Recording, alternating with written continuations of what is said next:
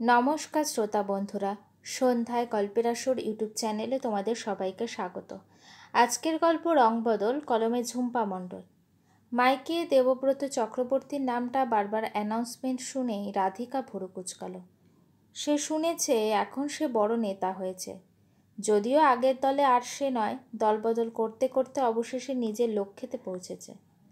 আগামীকাল নাকি সে আসবে তাদের পাড়ার কমিউনিটি হলের দ্বারা নিয়োজিত অনুষ্ঠানে। মাধ্যমিক উচ্চ মাধ্যমিকে স্টার পাওয়া কৃতী ছাত্রছাত্রীদের তার হাত থেকে অভিনন্দন দেওয়া হবে। কলকাতায় পড়তে গিয়ে কলেজ লাইফ থেকে 2 বছরের সিনিয়র দেবব্রত দৃঢ়তার সঙ্গে বলিষ্ঠ আদর্শের বক্তৃতা শুনে ঘায়েল হয়েছিল রাধিকা। রাধিকার মেধা, সেই সঙ্গে শ্যামলা মিষ্টি মুখশ্রী আর বড় বড় মায়া মাখানো চোখ দেখে টলে গিয়েছিল দেবব্রত। কিন্তু 3 বছর পর দেবব্রতর কথায় আর আচার আচরণে রাধিকা বুঝতে পারে যে দেবব্রতর বাইরের দৃঢ়তায় আবরণে ঢাকা থাকলেও ভিতরে ভিতরে সে সুবিধাবাদী ছাড়া আর কিছুই নয়। ধীরে ধীরে রাধিকা দেখেছে দেবব্রতর আদর্শও ভরাডুবি। রাধিকাকেও নিজের দলবদলের তালিকায় নাম লেখাতে বলেছিল। রাধিকা সক্রিয় রাজনীতি না করলেও দেবব্রতর কথা মেনে নিতে পারেনি কিছুতেই। অতএব রাধিকার সুশ্রী মুখশ্রী দেবব্রতকে ক্ষণিকের মোহে আটকে রাখতে পারলেও একটা সময় পরে সেও বুঝে যায় যে পার্টির কাজ আর নিজের পরিবারের একদম উপযুক্ত নয় রাধিকা। কিন্তু ততদিনে তাদের সম্পর্ক অনেক দূর গড়িয়েছিল। একদিন ঝড় বৃষ্টির রাতে হঠাৎ করে সব কিছু বদলে গিয়েছিল রাধিকার।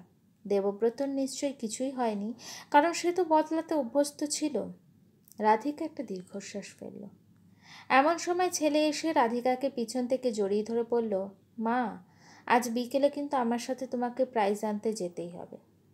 নিজেকে সবার সামনে প্রকাশ করার অনিচ্ছুক রাধিকা মাথা 2 দিকে নাড়িয়ে বলেছিল, আবার আমি কেন? বাবা তো যাবে ক্ষণ তোমার সাথে। সদ্য স্নান করে আসা অখিলেশ একগাল হেসে বলল, আমি তো যাবই। বিকেলে আর দোকান খুলছি না আমি। আমার ছেলের এত বড় আনন্দের দিনে আবার দোকান কি? রাধিকা কয়েক পলক অখিলেশের দিকে তাকালো। মাঝে মাঝে অবাক হয়ে যায় সে। এই পড়াশোনা না জানা গেয়েও মানুষটিকে ভালো না বেসে কি আর থাকা যায়? একদমই না।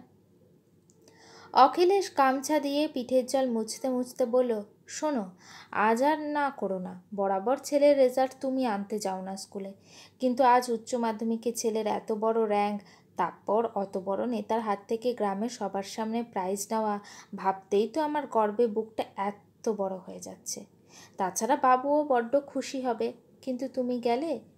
দিন রাত উদয় অস্ত ছেলের পিছনে খেটে তুমি ছেলেটাকে এই জায়গায় পৌঁছে দিয়েছ, আর তুমি যাবে না? রাধিকা অখিলেশের এইভাবে বোঝানো দেখে এবার হালকা এসে বলল, আচ্ছা বাবা, আর অত বলতে হবে না, যেন আমি একা খেটেছি। ঠিক আছে, আমি যাব।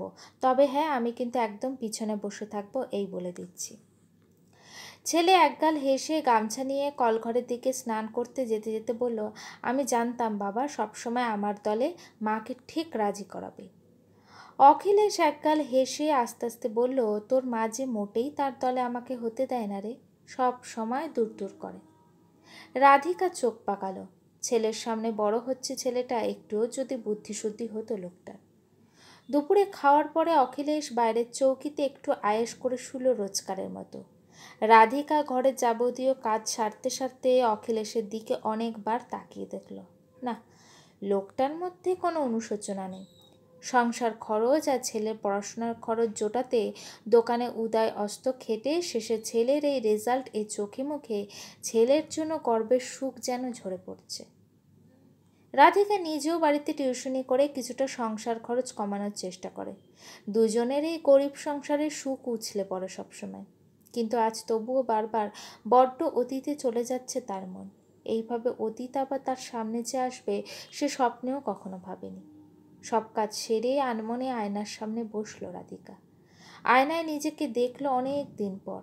সামনে চুলে রুপোলি রঙের ছোঁয়া আর ভারী কালো ফ্রেমের চশমা ছাড়া আর বিশেষ কিছুই পরিবর্তন হয়নি তার। দেবব্রত তাকে ছেড়ে চলে যাওয়ার পর তার সাথে অনেকবার দেখা করতে চেয়েছিল রাধিকা। তার আসার সম্ভাব্য জায়গাগুলোতে ঘন্টার পর ঘন্টা দাঁড়িয়ে থেকেছে সে। অন্যদের দিয়ে ডেকে পাঠিয়েছে, কিন্তু দেবব্রত তার সাথে দেখা করতে চায়নি। ততদিনে রাধিকার কানে এসেছে শিল্পার সাথে দেবব্রতর অন্তরঙ্গের গল্প। সেই সঙ্গে আবারও এই দল ছেড়ে তখন আসন্ন বিজয়ী দলে যোগ দিয়েছে সে। কিন্তু কিছুদিনের মধ্যে নিজের মধ্যে আরেকটা প্রাণের স্পন্দন পেয়ে নিরুপায় রাধিকা নির্লজ্জের মতো আবারও দৌড়ে গিয়েছিল দেবব্রতর কাছে।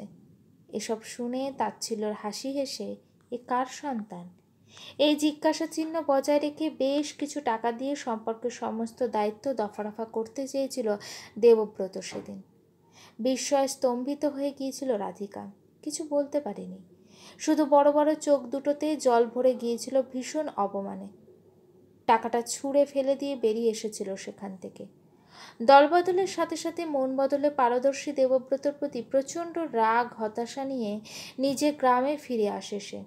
2 মাসের অন্তঃসত্ত্বা রাধিকা শোকে চিন্তায় একদম গুম হয়ে গিয়েছিল।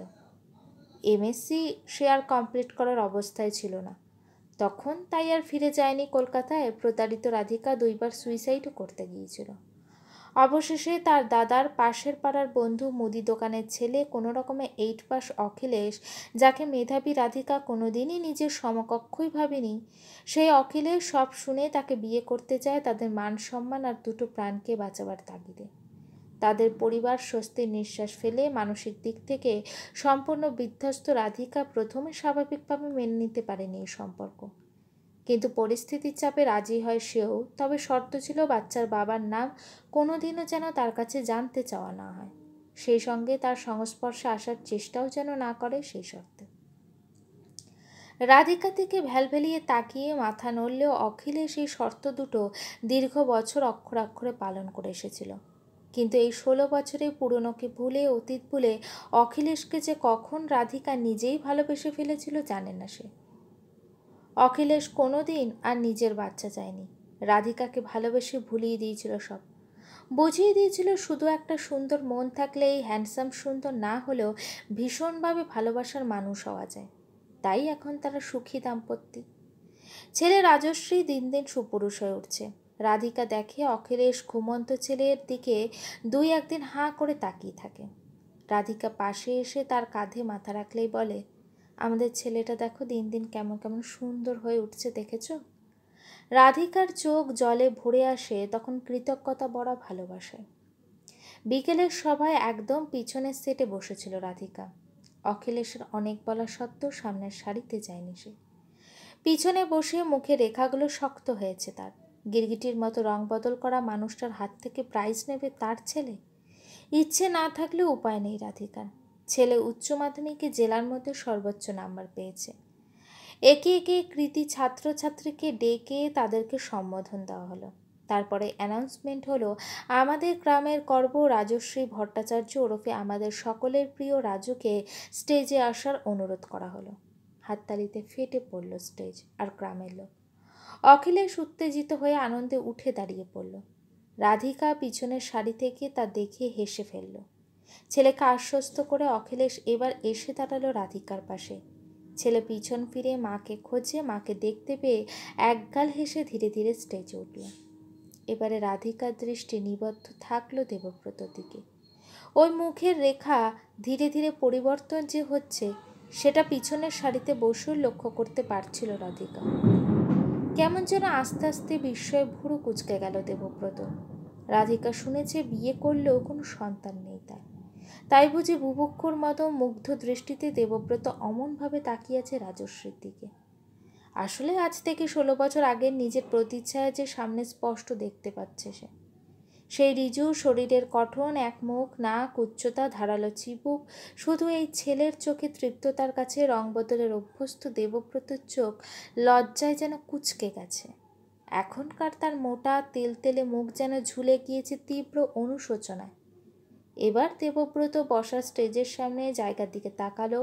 চোখ তার প্রবলভাবে খুঁজে বেড়াচ্ছে কিছু। কিন্তু কি খুঁজছে? সেই মেয়েটাকে নাকি? নাকের পাটা ফুলতে লাগলো রাধিকা। এক সময়ের ভীষণ ভালোবাসার মানুষটিকে মন বদলের পরে সব থেকে ঘৃণা করা যায় বুঝি? তীক্ষ্ণ দৃষ্টিতে তাকিয়ে দেখলো রাধিকা।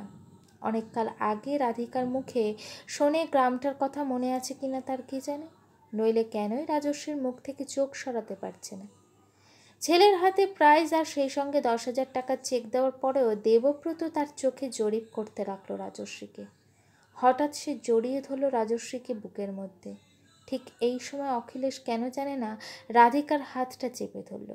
রাধিকা তাকিয়ে দেখল সদা হাস্যময় অখিলেশের চোখে জল, চোখ মুখে কেমন যেন সব হারিয়ে ফেলার ছায়া। রাধিকা অখিলেশের দিকে তাকিয়ে আশ্বস্ত করল স্বামীকে। রাজশ্রী নম্র অথচ দীপ্ত ভঙ্গিতে মাইক্রোফোনের সামনে দাঁড়ালো, ঠিক একদম দেবব্রতর মতো। সেই দৃঢ়তা, সেই আত্মবিশ্বাস ছেলের মধ্যে। ছেলে তৃপ্ত গলায় বলল, এই টাকা আমি আমার শিক্ষক শিক্ষিকাকে শ্রদ্ধা জানিয়ে আমার স্কুলকে দান করতে চাই। তাছাড়া এখানে পৌঁছানোর পিছনে আমার মা বাবার অক্লান্ত পরিশ্রম, ভালোবাসার অবদান প্রতিটা মুহূর্তে। তাই মা আর বাবাকে এই স্টেজে ডাকতে চাই। এই প্রাইজ আসলে তাদেরই প্রাপ্য। অখিলেশ আর রাধিকা সসংকোচে স্টেজে উঠতেই সবার হাততালির সামনে তার নিজের হাত থেকে প্রাইজটা তাদের হাতে তুলে দিল রাজশ্রী। রাধিকা দেখলেও বিস্ময়াভিভূত হয়ে তাকিয়ে আছে দেবব্রত তার দিকে। রাধিকা ঠোঁটের কোণে হালকা হাসির পরশ রেখে চোখ ফিরিয়ে ছেলের দিকে তাকালো গর্বিতভাবে। কিন্তু একটা কথা ভাবছে সে অনবরত, এই নম্রতা, এই প্রাপ্তির ত্যাগ স্বীকার করা কোথায় থেকে শিখল ছেলে? এই ত্যাগ নিশ্চয়ই অখিলেশের সংস্পর্শের ছোঁয়ায় পেয়েছে তার ছেলে। রাধিকা বুঝল ছেলেকে মানুষের মতো মানুষ করতে সক্ষম হয়েছে তারা দুজনেই। এই নম্রতা আর ত্যাগ স্বীকারের দক্ষতা অন্তত নিজেকে সুবিধাবাদীর মতো প্রতি মুহূর্তে বদলাতে দেবে না কিছুতেই। একজোড়া মুগ্ধ অথচ বিস্ময় ভরা চোখের সামনে দিয়ে স্বামী আর সন্তানকে নিয়ে গর্ব ভরে স্টেজ থেকে নেমে এলো রাধিকা। এতদিনে সার্থক হলো যেন তার মা হওয়া। সে আরও শক্ত করে ধরল অখিলেশের হাত। সেদিন অনেক রাত্রে একটা ফোন এসেছিল। ওদের পক্ষে নাম্বার জোগাড় করা তো কিছুই কঠিন নয়। ও প্রান্ত থেকে ভীষণ ভালোবাসায় আগ্রহ ভরা আওয়াজ ভেসে এসেছিল, রাধে, শুধু একবার বলো ও কি আমার সন্তান। অনেকদিন পর ভালোবাসার ডাকা নাম শুনে একটু কেঁপে উঠলেও আগের মতো আর শিহরণ জাগেনি রাধিকার। একটু ব্যঙ্গ হেসে বলেছিল, না, রাজশ্রী ভট্টাচার্য অখিলেশ ভট্টাচার্যের সন্তান আর আমি রাধিকা। এখানে রাধে বলে কেউ থাকে না, তাই দ্বিতীয়বার আর ফোন করবেন না এখানে। তারপর নাম্বারটা ব্লক করে পাশে শুয়ে থাকা অখিলেশের বুকে মধ্যে মাথা গুজিয়ে ফুলে ফুলে কেঁদে ফেলে রাধিকা। আজ কেন কাঁদে সে জানে না। অখিলেশ তাকে কাঁদতে দেখে এই পাগলি কাঁদে না বলে বুকে টেনে নেয় সঙ্গে সঙ্গে। গল্পটি কেমন লাগলো অবশ্যই আমাকে কমেন্ট করে জানিও। আর আমার চ্যানেলের গল্পগুলো তোমাদের কেমন লাগলো চ্যানেলটিকে সাবস্ক্রাইব করে কিন্তু পাশে থেকো।